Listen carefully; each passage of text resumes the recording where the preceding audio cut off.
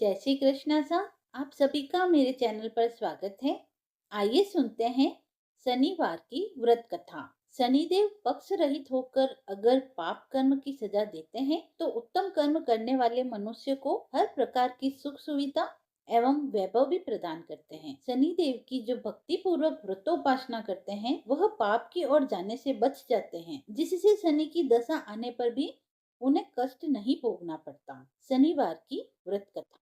एक समय की बात है, स्वर्गलोक में सबसे बड़ा कौन है कि प्रश्न पर 9 ग्रहों में विवाद हो गया। यह विवाद इतना बढ़ गया कि भयंकर युद्ध की स्थिति बन गई। निर्णय के लिए सभी देवता देवराज इंद्र के पास पहुंचे और बोले, हे देवराज, आपको निर्णय करना होगा कि हम में से सबसे बड़ा कौन है।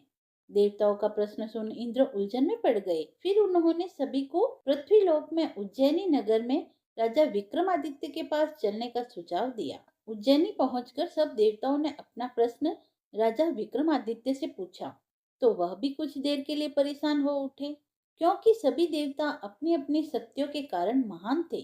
किसी को भी छोटा या बड़ा कर देने से उनके क्रोध के प्रकोप से भयंकर हानि पहुंच सकती थी। अचानक राजा विक्रमादित्य को एक उपाय सूझा और उन्होंने विभिन्न धातुओं जैसे सोना, चांदी, कांसा, तांबा, सीसा, रांगा, जस्ता, अभ्रक व लोहे के 9 आसन बनवाए। धातुओं के गुणों के अनुसार सभी आसनों को एक दूसरे के पीछे रखवाकर उन्होंने सभी देवताओं को अपने अपने सिंहासन पर बैठने के लिए कहा। देवताओं के बैठने के बाद राजा विक्रमादित्य ने कहा, आपका निर्णय तो स्वयं ही हो गया। जो सबसे पहले सिंहासन पर विराजमान है वही सबसे बड़े हैं। राजा विक्रमादित्य के निर्णय को सुनकर शनि देवता ने सबसे पीछे आसन पर बैठने के कारण अपने को छोटा जानकर क्रोधित हुए और कहा, हे राजन, तुमने मुझे सबसे पीछे बैठाकर मेरा अपमान किया है। तुम मेरी शक्तियों से परिचित नहीं हो। मैं तुम्हारा सर्वनाश कर दूंगा। शनिदेव ने कहा, सूर्य एक राशि पर 1 महीने, चंद्रमा 2.25 दिन, मंगल 1.5 महीने, बुध और शुक्र 1 महीने, बृहस्पति 13 महीने तक रहते हैं, लेकिन मैं किसी भी राशि पर 2.5 वर्ष से लेकर 7.5 वर्ष तक रहता हूँ। बड़े बड़े देवताओं को मैंने अपने प्रकोप से पीड़ित किया है। श्री राम की 7.5 आने पर उन्हें वनवास हो गया। रावण की आने पर उसकी लंका को बंदरों की सेना से परास्त होना पड़ा। अब तुम सावधान रहना। ऐसा कहकर कुपित होते हुए शनिदेव वहां से चले गए। वह अन्य देवता खुशी खुशी वहां से चले गए। कुछ समय बाद राजा की 7.5 आई। विक्रमादित्य से बदला लेने के लिए एक दिन शनिदेव ने घोड़े के व्यापारी का रूप धारण किया और बहुत से घोड़ों के साथ उज्जैनी नगरी पहुंचे।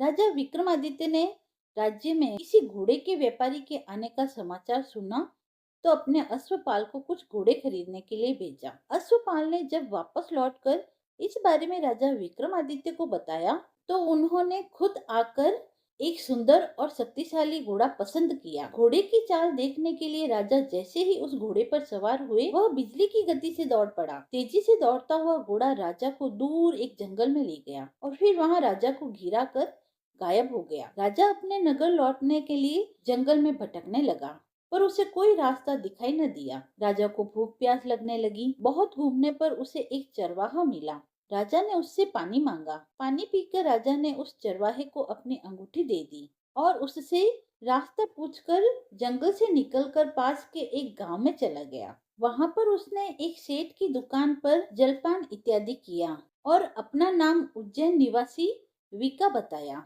और कुछ देर वहां पर विश्राम किया। भाग्यवश उस दिन सेठ की बहुत बड़ी बिक्री हुई। सेठ ने उसे खाने पर आमंत्रित किया। राजा और सेठ खुशी खुशी उसके घर गए। राजा जैसे ही वहां पर खाना खाने लगा तो वहां पर एक आश्चर्यचकित घटना हुई। उस घर में एक खुटी पर एक हार लटक रहा था, जिसे देखते ही देखते खुटी निगल गई और थोड़ी देर में पूरा हार गायब हो गया। सेठ ने देखा कि हार गायब हो गया है तो उसने सोचा कि यह हार वीका ने चुराया है और उसने चोरी के संदेह में राजा को रस्सियों से बांधकर नगर के राजा के पास भेज दिया। राजा ने विक्रमादित्य से हार के बारे में पूछा तो उसने बताया कि खूंटी ने हार को निगल लिया है। इस पर राजा क्रोधित होकर चोरी करने के अपराध में विक्रमादित्य के हाथ पांव काटने का आदेश देते हैं। सैनिकों ने राजा विक्रमादित्य के हाथ पांव काटकर उसे सड़क पर ऐसे ही छोड़ दिया। कुछ दिन बाद एक तेली उधर से गुजर रहा होता है और उन्हें ऐसी हालत में देखकर उसे उन पर दया आ जाती है और वह उन्हें अपने घर ले जाता है और उसे कोल्हू पर बिठा देता है। राजा आवाज देकर बैलों को हाँकता रहता है। इस तरह तेली का बैल चलता रहता और राजा को भोजन मिलता रहता है। 7:30 पूरी होने पर वर्षा ऋतु प्रारंभ हुई। एक रात विक्रमादित्य मेघ मल्हार गा रहे थे। तभी नगर की राजकुमारी मन भावनी वहां से गुजरी और उन्हें उनका गाना भा गया। उन्होंने मन ही मन यह प्रण कर लिया कि वह उस राग गाने वाले से ही विवाह करेगी। उसने अपनी दासी को उन्हें ढूंढने के लिए भेजा। दासी ने बताया कि वह एक चौरंगिया है, परंतु राजकुमारी न मानी। अगले ही दिन उठते ही वह अनशन पर बैठ गई कि विवाह करेगी तो उसी से। उसे बहुत समझाया गया पर वह मानी नहीं। तो राजा ने उस तेली को बुलावा भेजा और विवाह की तैयारियां शुरू कर दी। फिर उनका विवाह राजकुमारी से हो गया।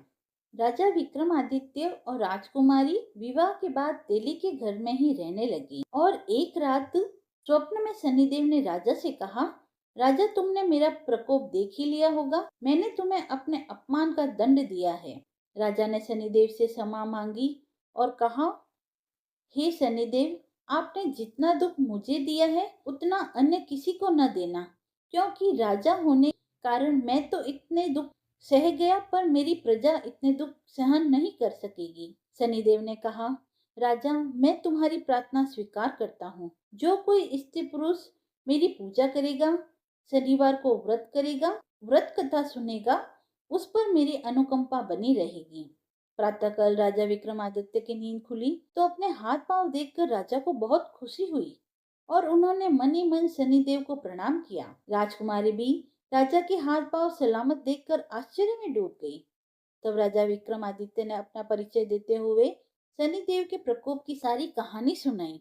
इधर सेठ को जब इस बात का पता चला वीका और कोई नहीं राजा विक्रमादित्य है, तो वह दौड़ता हुआ तेली के घर पहुंचा और राजा के चरणों में गिरकर क्षमा मांगने लगा।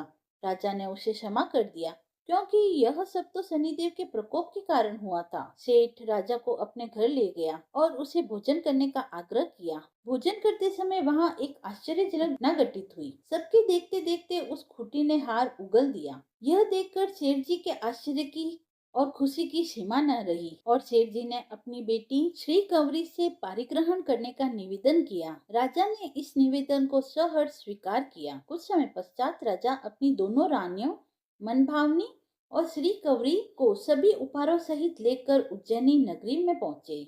वहां पुरवासियों ने सीमा पर ही उनका भव्य स्वागत किया। सारे नगर में दीपमालाएं हुई। वह सबने खुशियां मनाई। वह राजा ने घोषणा की कि मैंने शनिदेव को सबसे छोटा बताया था, जबकि असल में वह सबसे सर्वोपरि है। तब से सारे राज्य में शनिदेव की पूजा और कथा नियमित रूप से होने लगी। जो कोई शनिदेव की कथा को सुनता है, पढ़ता है, उसके सारे दुख दूर हो जाते हैं।